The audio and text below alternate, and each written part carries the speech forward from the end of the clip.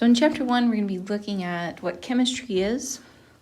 We're going to be looking at matter and properties of matter and measurements. So let's go ahead and get started with what is chemistry. It's the study of matter and the changes it undergoes. So we're going to be looking at the physical and the chemical changes in matter. And matter is anything that has mass and takes up space. So all the things that you see have mass and take up space, things that you don't see. And then matter is made up of elements and compounds. So we're about to look at what elements and compounds are. Before we get to that, the scale of chemistry, which all matter fits in, there's 3. We have macro scale, micro scale, and nanoscale. So the macro scale, or the macroscopic matter, is we're able to see that or observe that directly. So we can see those things with our eyes. So, on the example here, the Empire State Building, the human, the sheet of paper, the battery, the CD, other things, your computer, your iPad, your pen, your pencil, those are things that we can observe directly. And then the micro scale, those are things that we can see under a microscope. And so on your picture there, we have a plant cell, bacterial cell, virus, so things that you would observe, in biology class. And then last of all is the nanoscale. And it is a scale of measurement used to describe individual atoms or molecules. So we're going to get into more of what those are.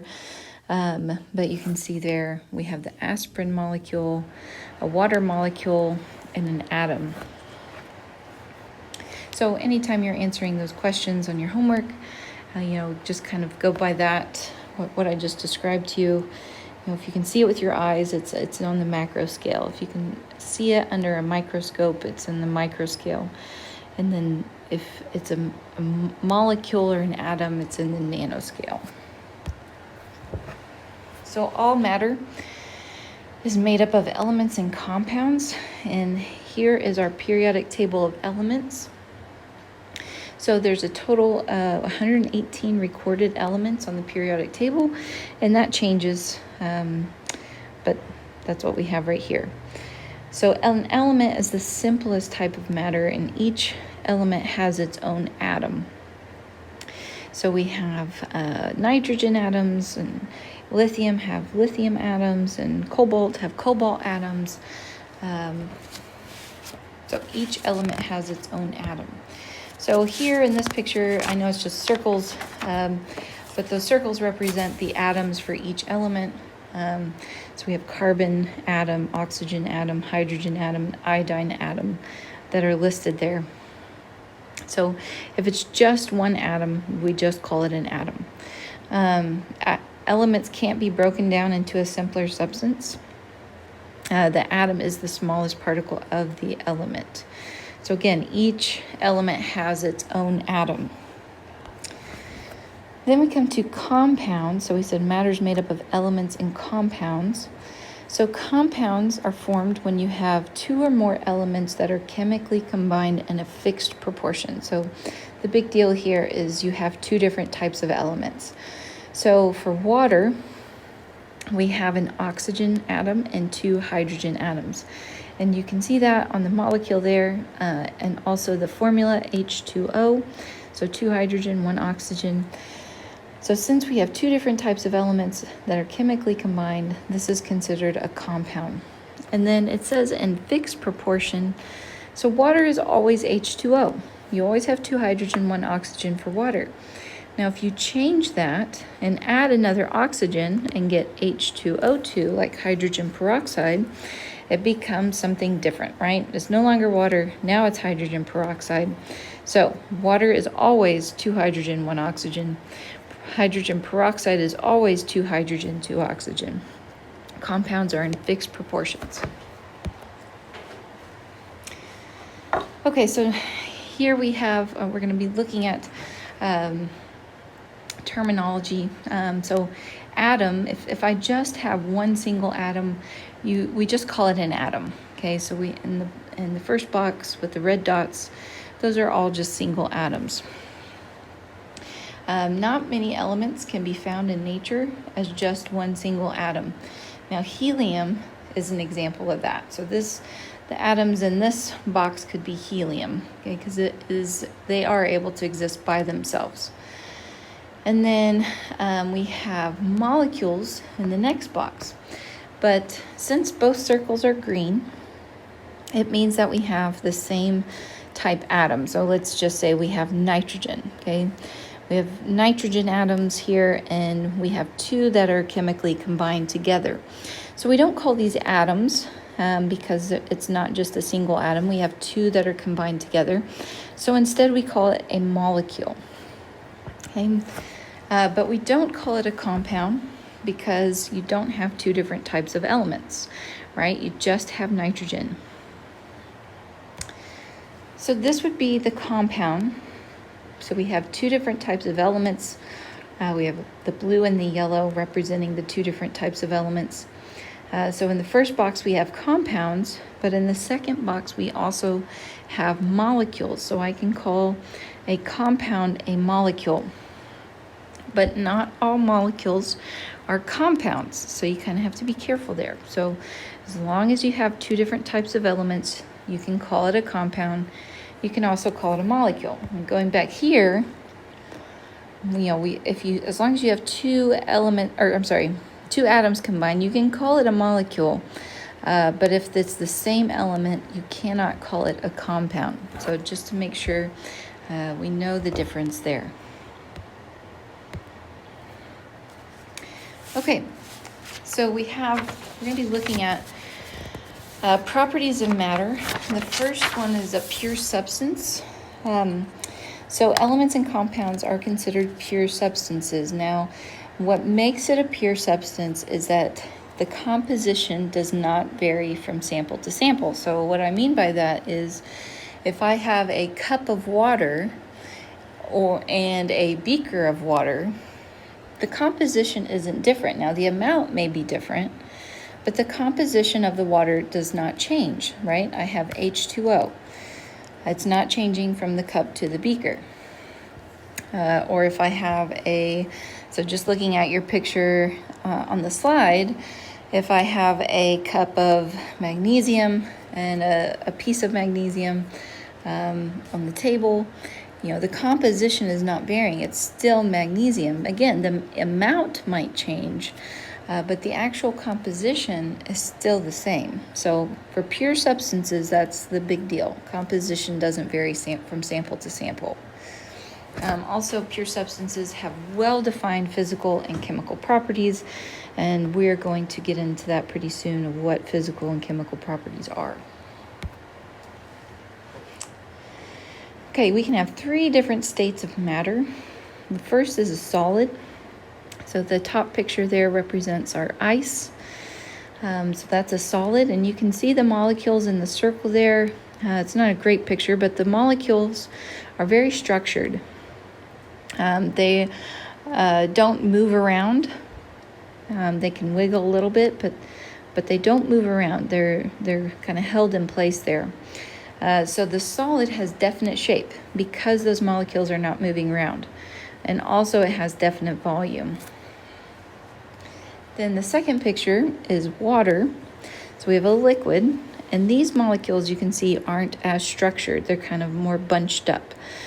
And so for water, it does not have a definite shape. Or liquid, it does not have a definite shape. So the liquid takes on the shape of the container it's in. So if it's in the beaker, it's going to take on the shape of a beaker. If it's in a bottle, it's going to take on the shape of the bottle. So it does not have definite shape, but it does have definite volume. So there's a specific amount of water in that beaker. We can measure the volume of that. So water molecules are in constant motion. They're sliding past each other. They're moving around, but they're held together, right? They're not going off into the air. Those water molecules are held together, but they still can move around. Then we have our last picture is of a gas. So we have the water boiling and then the steam rising. So the steam is our gas, and you can see in that little picture there that the molecules are very spread out. They don't look at all like liquid and solid molecules. They're very spread out. They're moving around constantly. So for a gas, it has neither definite shape or volume. So if I put a gas into a container, it's going to take the shape of that container. It also doesn't have definite volume, so if I put the gas in that container, it takes on the volume of that container.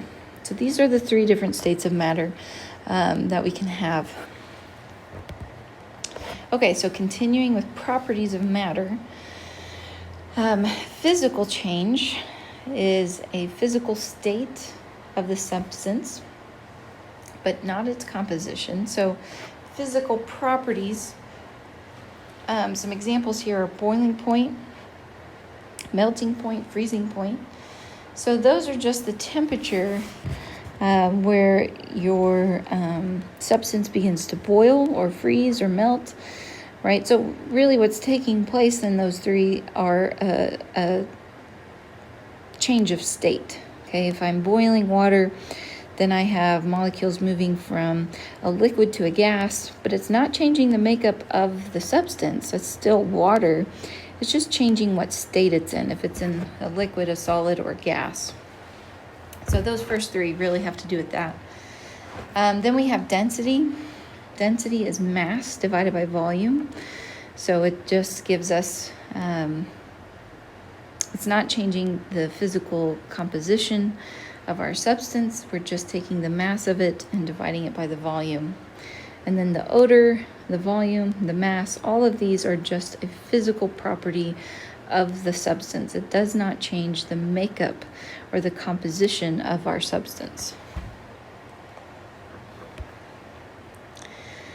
Okay, we have in our physical properties, we have two types. We have extensive physical properties and intensive physical properties. So extensive physical properties depend on the amount of the substance present. So if I were to take a marker and weigh the mass of that marker, I need the lid and the marker portion to find the total mass, right? I can't just take the lid off and then weigh the marker, because that wouldn't give me the total mass.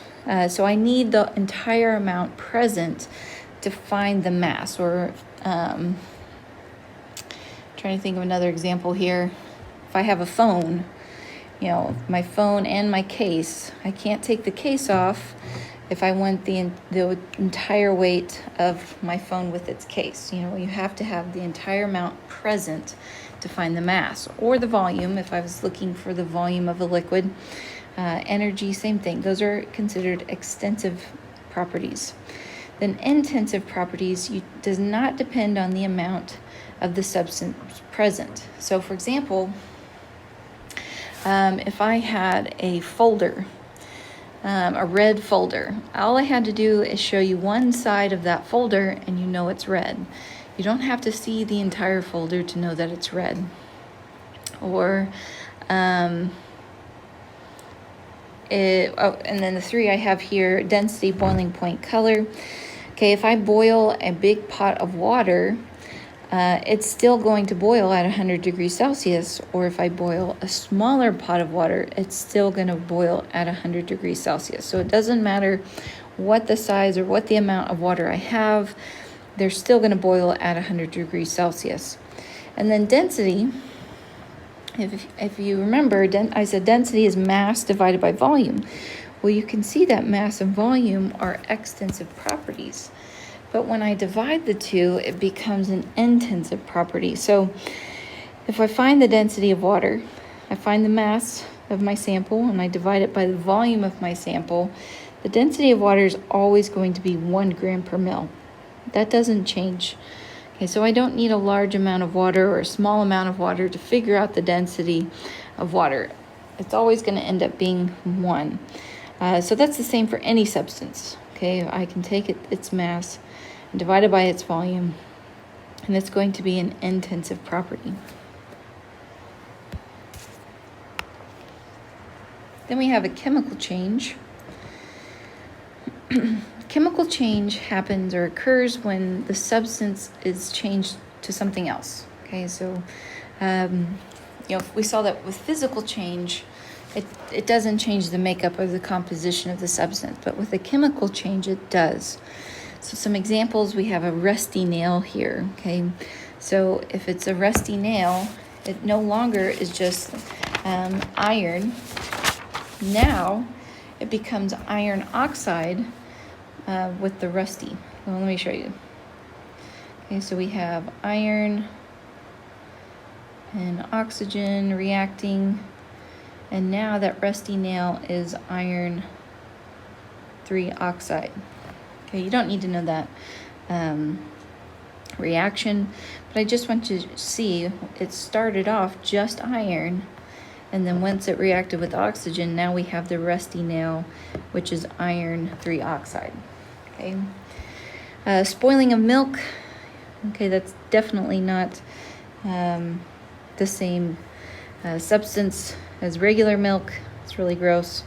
And then if burning of paper, again, we're changing the makeup of the substance.